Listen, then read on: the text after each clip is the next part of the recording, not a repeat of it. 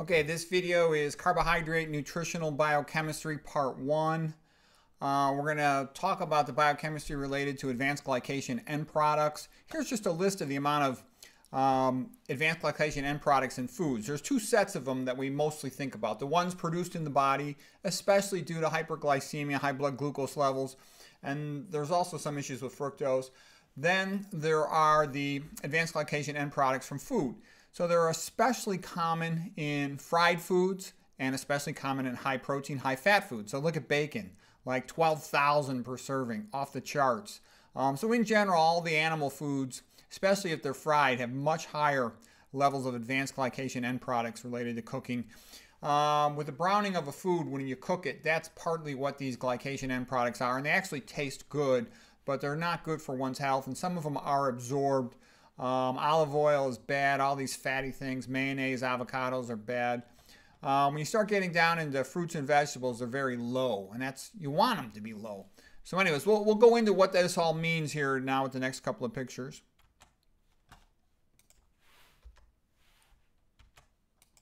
Okay, these are the general categories of carbohydrates.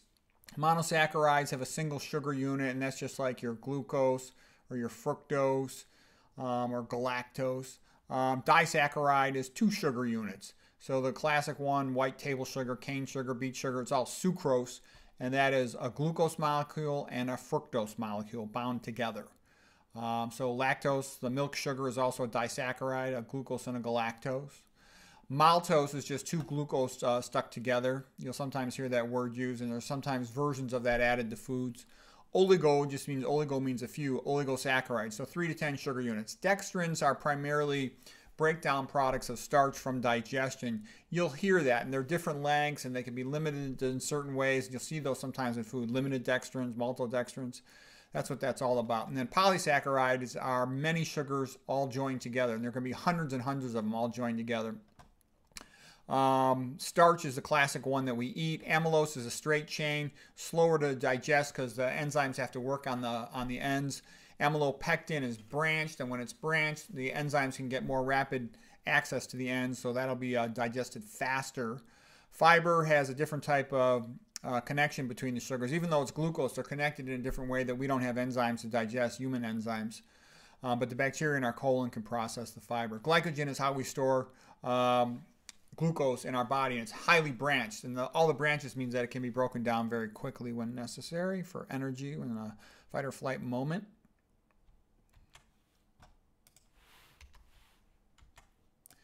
Okay, here's we're going to get into a little bit of biochemistry. I'm going to keep it to a minimum, just what you need to know to make sense of stuff. There's certain things that are worth knowing. So the smallest sugars are 3 carbon units. When they've got a ketone on here. So this is a carbonyl carbon. A carbonyl carbon is when there's a double bond to the oxygen. When there's a carbon on both sides of it, then it's called a ketone.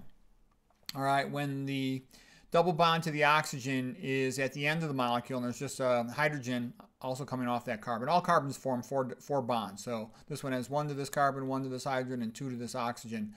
That will be called an aldehyde. These are super common, important molecules to know about in carbohydrate metabolism. Dihydroxyacetone is a key player with the ketone. Fructose, by the way, also is a ketone. I think of fructose as being fructone. If you care about it, later on we'll get into future lectures about some of the subtleties of carbohydrate metabolism, and that will end up being useful to know. Fructone. And I think of glucose as being glucoside. We're going to talk about that in a moment, but it's an aldehyde. Aldehydes are actually more reactive than ketones. And then one looks at the hydroxyl groups here. The hydroxyl group of the last chiral carbon. A chiral carbon means that it has 4 different things that it's attached to. It's also called an asymmetric carbon. So in this molecule, there aren't any chiral carbons. But in this glyceraldehyde, is an important molecule right in the center of glycolysis, the pathway for anaerobic metabolism of glucose. We have a chiral carbon because it's got a different thing on all 4 of its attachments. So for the chiral carbon, that adds chirality to it. And this is called a Fischer projection when it's written in an open linear form. And the key thing to know is on the last chiral carbon, the one farthest away from the carbonyl group, that's also called the anomer carbon. The one farthest away, if you draw the hydroxyl group to the right side, that's going to be dextrose. D for dextrose, D So this is D-glyceraldehyde. Because it's an aldehyde, it's also called an aldose type sugar. Something that has a ketone in it that's a sugar is called a ketose type sugar. They have the same molecular formula, by the way. So these are called isomers, meaning there's the same molecular formula if you drew what they contain, but they're connected in different ways. Okay, now this would be L-glyceraldehyde, meaning that at the last chiral carbon, the hydroxyl group's on the left side.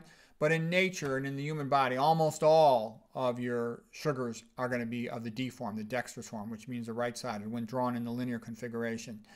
The way I remember this is DOAG, like a dog, but D-O-A-G. And I just think of that as dexter, right-sided, oxygen of hydroxyl group. And I remember that it's an aldehyde, my glyceraldehyde. And again, you don't need to know this right now, but if you are curious about carbohydrate metabolism, these little tricks become helpful. And this is different than an amino acid. I think of amino acid like the name for an Irish girl. She's a lassie. L-A-S-S. L for left chirality, amino acid, and S for sinister means left also. So anyways, the point of this slide was there is a chiral carbon which has 4 separate different attachments, and the last one is the designation of D, and most sugars in the human body are D. So for what it's worth, we'll later come back to that, and I promise you there's going to be something really useful come out of this talk. Okay, now a little more nomenclature, because you have to get some of this nomenclature at the beginning to make sense of stuff later. So here is glucose. It's a D form because this is on the right side. So D is dexter, that's right side. It's in the open chain form. It's opened up. In real life, in solution, only 1% or less than 1% of the glucose is going to be in open chain form. It's called the Fischer Projection. Fischer was actually the mentor of Otto Warburg in biochemistry. And the Fischer Projection, I remember if you go fishing, you cast a line, it's a straight line. So a straight line linear way to draw a sugar is called a Fischer Projection. And that's in comparison to these ring forms, which are called Hayworth projections. I remember the actress Rita Hayworth, big breasts and a circle. A breast is like a circle. So that's Hayworth projection on how to draw it. In real life, most glucose is going to be in these ring forms, okay, either the alpha ring or the beta ring. The way I remember the alpha ring is alpha has a shorter height, and so that's the hydroxyl group is lower down, okay? Beta is a taller thing than an alpha, so I remember it's taller, and the hydroxyl group is going to be above. Again, these are relatively minor details, but for carbohydrate biochemistry, it's worth knowing those few things. Here's the Fischer projection now cyclized, and you can see when this carbon number 5, the farthest away chiral carbon, reacts with the carbonyl carbon, it was the carbonyl carbon, then it forms a ring form. Okay, and what happens in real life is it'll be in one ring form, it'll open up, it'll form the other ring form, and it'll go back and forth. And the relevance is that when it's in the open form, it's much more highly reactive because of this aldehyde at the end. The little asterisk means anomer carbon, which is the carbon with the carbonyl group on it. And that's a relatively highly reactive part of this molecule when it's in the open form. And here we're showing it cycling between this ring form, the alpha ring form, to the linear form, to the beta form. Okay, well, I would go all the way over here, linear, and then to the beta form. And during that moment when it opens up, that linear form can react with other things, including proteins in the blood, the albumin. It can react with the hemoglobin. That's hemoglobin A1C for monitoring diabetics over the last 3 months. It can also react with collagen and form stiffening of collagen. And that's kind of what this talk is getting at. We're talking about how to slow aging. Okay, so the consequences of this ring opening up is when it's open, it can react with adjacent proteins. So the carbonyl group here, again, carbonyl means double bond to oxygen, that's the anomer carbon. This will react with the nitrogen. It can react with the trailing nitrogen at the end of a molecule, like of a hemoglobin, like just a valine amino acid residue, or more commonly with other proteins, they'll have a lysine side group chain of an amino acid, and it'll react with that. And it forms an irreversible connection. You know, the steps, if you look in a chemistry book, it'll be shift base and then Amadori rearrangement. You don't need to know that, but just so you've heard of it in case you wonder. All right, so this carbon that was originally our carbonyl carbon is now going to form a covalent bond with the nitrogen, and that becomes irreversible. Those are tightly stuck together. And so this is called an advanced glycation end product. It's called glycation because it's had a sugar added. To add a sugar to something is to glycate it. It's called an end product for our purposes because it's irreversible. That's it. Now it is going to be that until it's destroyed or removed from the body.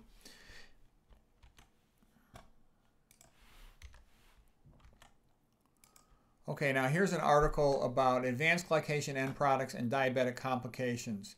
And so kind of what is the whole point of this talk? You saw that the animal foods and the fried foods give you tons of dietary advanced glycation end products.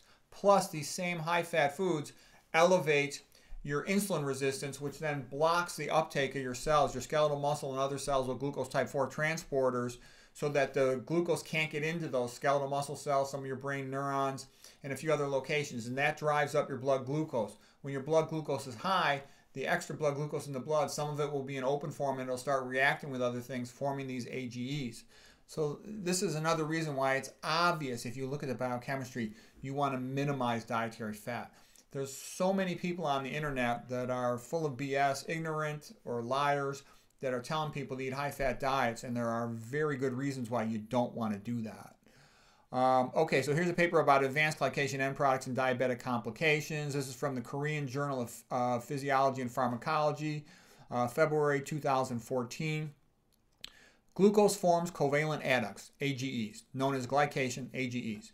And then these are associated with the complications of diabetes, like retinopathy, going blind, nephropathy, kidney failure, a disaster, neuropathy, painful neuropathies in the legs and whatnot. It also causes brain damage. Well, we're not going to focus on that for this lecture, but these same things cause brain damage. Cardiomyopathy damages the heart. The most common reason diabetics die is myocardial infarction. Also causes arthritis, painful joints, osteoporosis, loss of bone from the spine. It stiffens the collagen. These old people, they get all stiff because this is a major contributor to it. AGEs interact with plasma membrane localized receptors. So the receptor for an AGE is called a RAGE receptor. So here's it is, RAGE, receptor for advanced glycation end product. They will then, once they've activated the receptor for advanced glycation end products, the RAGE receptors, it will then activate additional inflammatory pathways, something called nuclear factor kappa B, changes gene transcription, produces all these inflammatory secondary messengers, molecules, does everything bad, makes your blood vessels more prothrombotic, prone to clotting. Oxidative stress can damage DNA and other tissues. It causes inflammation. And then here's an interesting statement. Look at this. Diabetes and its complications are rapidly becoming the world's most significant cause of morbidity and mortality. I can tell you, more than 90% of the brains I look at, demented people, they got diabetes. Most diabetics over 50 years of age that I talk to are cognitively impaired, really mentally slow. It's a disaster. This is what's killing people and making them sick and ruining their lives. And it's totally preventable. It's just, ignorance that causes us almost all these cases of type 2 diabetes. And it's easy to prevent. So that's why this is worth knowing.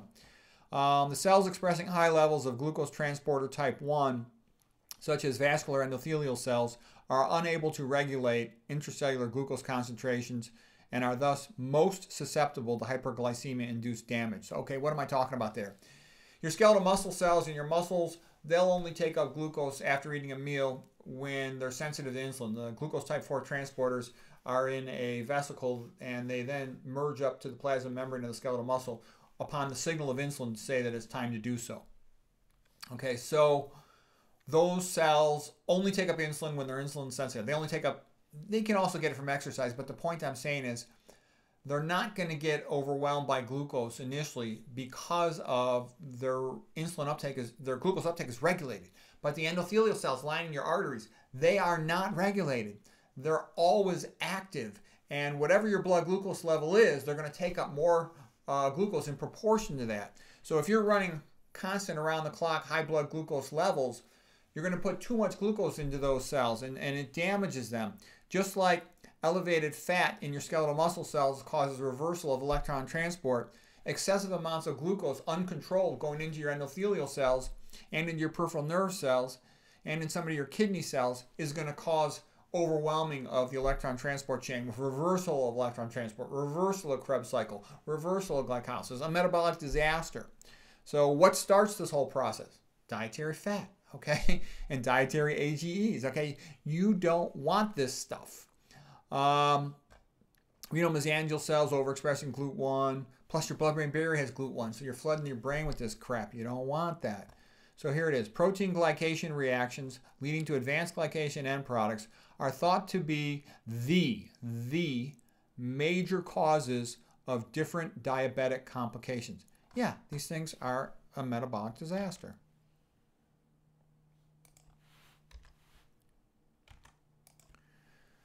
Okay, continuing. This is all from that same paper, Korean Journal of Physiology and Pharmacology, showing that when you have persistently elevated blood glucose, you get glycation of your proteins, and then look at all the downstream negative effects this has. You get increased platelet activation and aggregation. Well, increased platelet activation can hide metastatic tumor, increase your risk of cancer metastases, all right? It binds with your collagen, and it'll cause aging of your skin, more wrinkles. It increases atherosclerosis and causes fibrosis. That means scar tissue, scarred collagen. That means stiffening of your bodily tissues. And we talked about how damage to the collagen also is associated with back pain. Fibrinogen makes the blood more prone to clotting. Bad. Impairs endothelial function, the cells lining the arteries, leading to more microvascular disease. Blindness, brain damage, loss of neurons. Down in the foot, loss of toes, amputations due to gangrene of the foot. By the way, I see this every day. This is common stuff. Okay, autoimmune disease. If you damage a protein, you can confuse the immune system and make it think that it's a foreign protein and cause the immune system to attack it. Okay, advanced glycation end products are due to the endogenous ones. Endogenous means from the body, are produced by excessive blood glucose level. Also can be excess fructose ingestion, can do that too. That's a special circumstance. We'll talk about that in some other lecture. AGEs from excessive meat and fried foods. Yeah, you don't want to be eating those things. It's especially the high-fat, high-protein foods, as in meat and some of the processed foods. AGEs are very low in plant foods. Other than nuts, if you fry a nut, then they're pretty high. RBCs, they live about 120 days, red blood cells, which is about 3 months. So when the hemoglobin is glycated, the last valine residue on hemoglobin, that's irreversible. And so hemoglobin A1C, which is a measure of hemoglobin glycation, is an indicator of how good blood glucose control has been for the past 3 months. So let's say normally you want it less than 5.6. That's a normal hemoglobin A1C. 5.6 to 6.5 is pre-diabetes. When it goes above 6.5, that's diabetes. And some people, depending on what you say, over 7.5 or so, it's poorly controlled diabetes. The higher it is, the more complications are likely to occur.